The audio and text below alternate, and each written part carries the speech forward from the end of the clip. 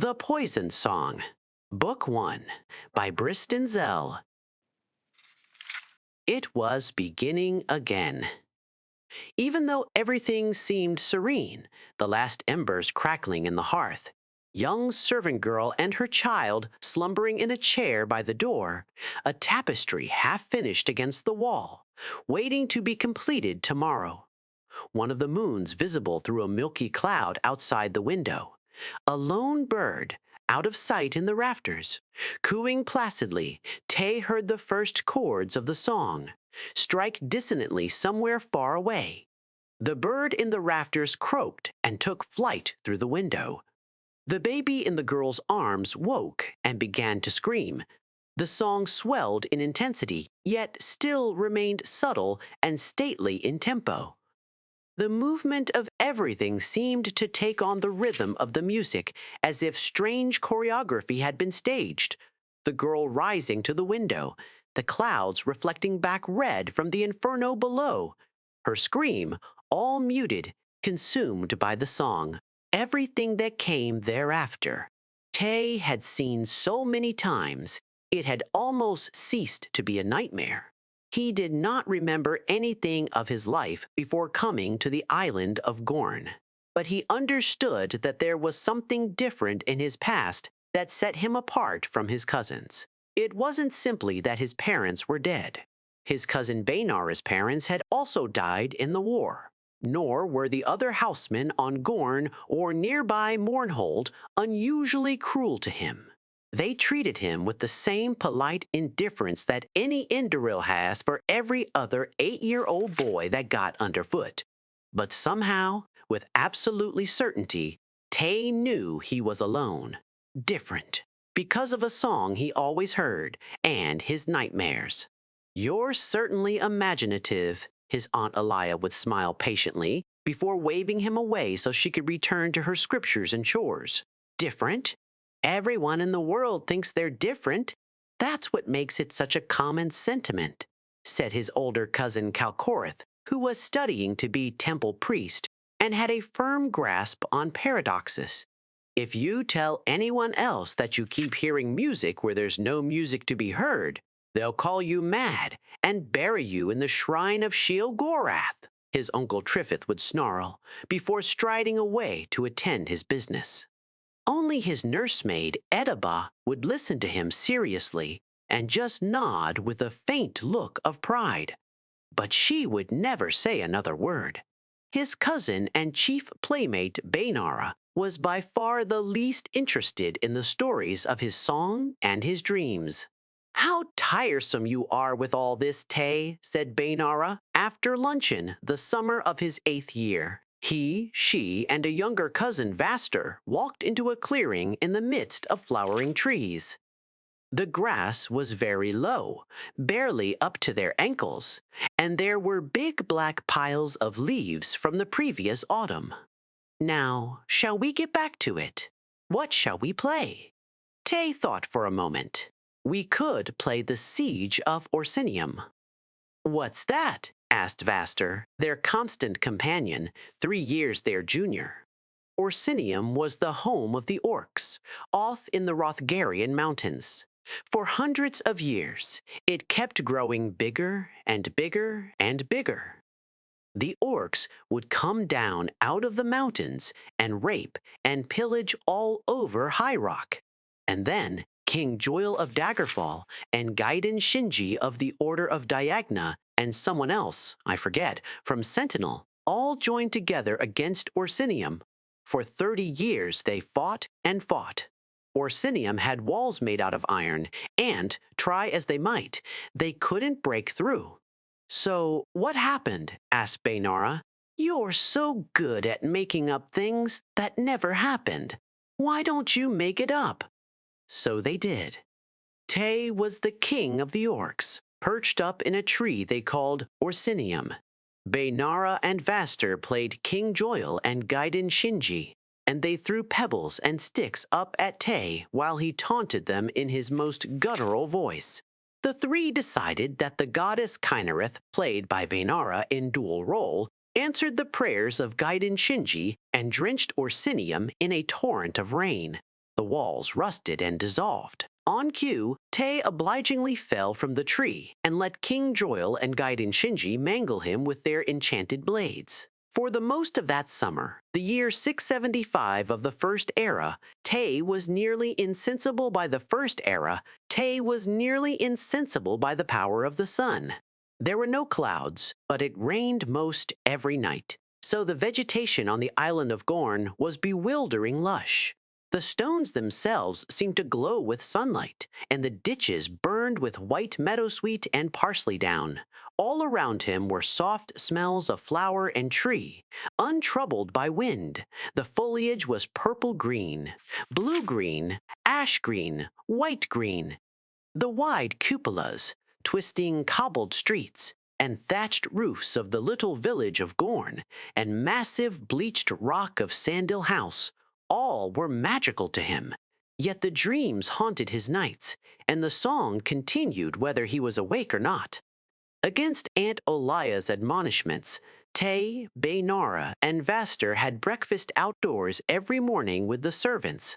Olaya would hold an interior breakfast for herself and any visiting dignitaries. Guests were rare, so she often ate alone. At first, the servants would dine in silence, attempting gentility, but they broke down and would regale the children with gossip, reports, stories, and rumors. Poor Arnil is laid up with a fever again. I'm telling you, they're cursed. The whole lot of them. Piss on the ferry and they piss right back on you. Doesn't little Miss Starsha look, oh, just a wee bit tight around the belly region lately? She's not.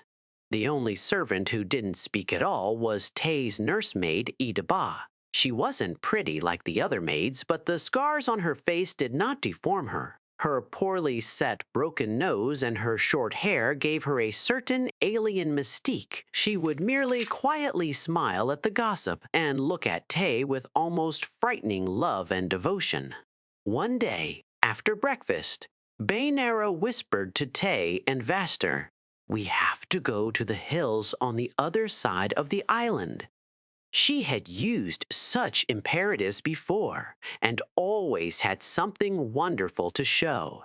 A waterfall, tucked away behind ferns and tall rocks, a sunny grove of figs, a discreet, still some peasants had set up, a sickly oak twisted into a kneeling human figure, a collapsed stone wall that they imagined was thousands of years old, the last refuge of a doomed princess they named Morella.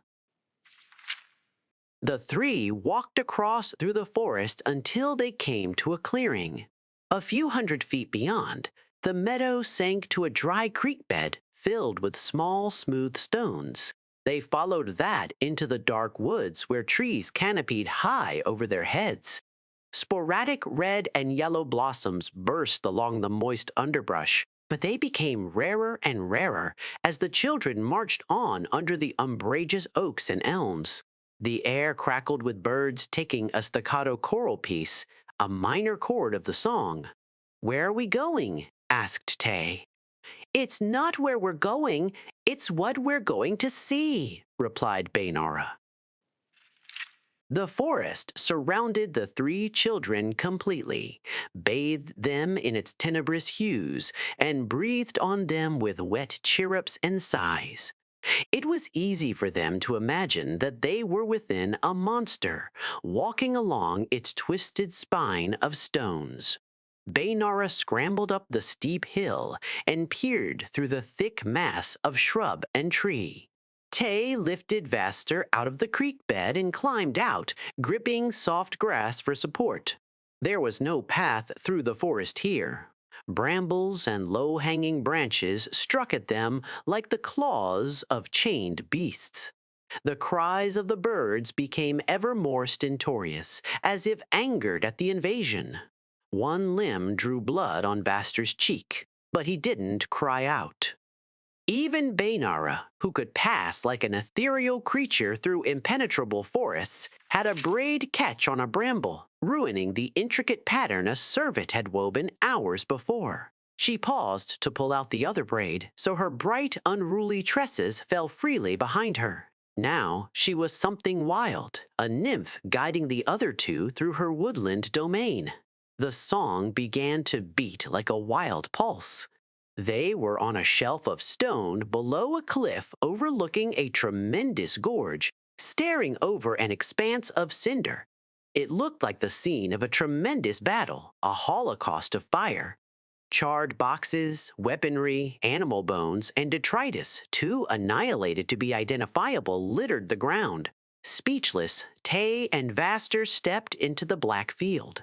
Bainara smiled, proud that she had finally found something of true wonder and mystery. "What is this place?" asked Vaster at last. "I don't know," Bainara shrugged. "I thought at first that it was some kind of ruin, but now I think it's a junk pile, just not like any junk pile I've ever seen. Just look at this stuff." The three began an unorganized survey of the dusty mounds of refuse. Bainara found a twisted sword only lightly blackened by flame and began polishing it to read the inscriptions on the blade. Vaster amused himself by breaking brittle boxes with his hands and feet, imagining himself a giant of unbelievable strength. A battered shield attracted Tay. There was something about it that reverberated with the sound of the song. He pulled it out and wiped its surface clean. "I've never seen that crest before," said Bainara, looking over Tay's shoulder. "I think I have, but I don't remember," Tay whispered, trying to conjure the memory from his dreams. He was sure he had seen it there. "Look at this!" Vaster cried, interrupting Tay's thoughts. The boy was holding up a crystal orb. As his hand moved over the surface, brushing away grit and dust, a key in the song rose, which sent a shiver through Tay's entire body. Bainara ran over to look at Vaster's treasure, but Tay felt paralyzed. "Where did you find that?" she gasped, gazing into the swirl beneath the crystal surface. "Over in that wagon." Vaster gestured toward a heap of blackened wood, barely discernible from the other piles but for its cart spokes. Bainara began digging into the half-collapsed structure so only her feet could be seen. The song built in potency, sweeping over Tay. He began walking toward Vaster slowly. "Give me that," he whispered in a voice he could barely recognize as his own. "No," Vaster whispered back, his eyes locked on the colors reflected in the heart of the globe. "It's mine." Bainara dug through the remains of the wagon for several more minutes, but she could find no treasures like Vaster's. Most everything within was destroyed, and what remained was commonplace by any standards: broken arrows, armor shards, gar bones. Frustrated, she pulled herself out into the sunlight. Tay was alone, at the edge of the great gorge. "Where's Vaster?" Tay blinked and then turned back to his cousin with a shrug and a grin. He went back to show everyone his new plunder. "Did you find anything interesting?" "Not really," said Bainara. "We probably ought to get back home before Vaster tells them anything that'll get us in trouble." Tay and Bainara started the walk back at a quick pace. Tay knew that Vaster would not be there when they got back. He would never be returning home again. The crystal globe rested snugly in Tay's satchel, hidden under a pile of junk he had picked up. With all his heart, he prayed for the song to return and drown out the memory of the gorge and the long, silent fall down. The boy had been so surprised he hadn't even time to scream.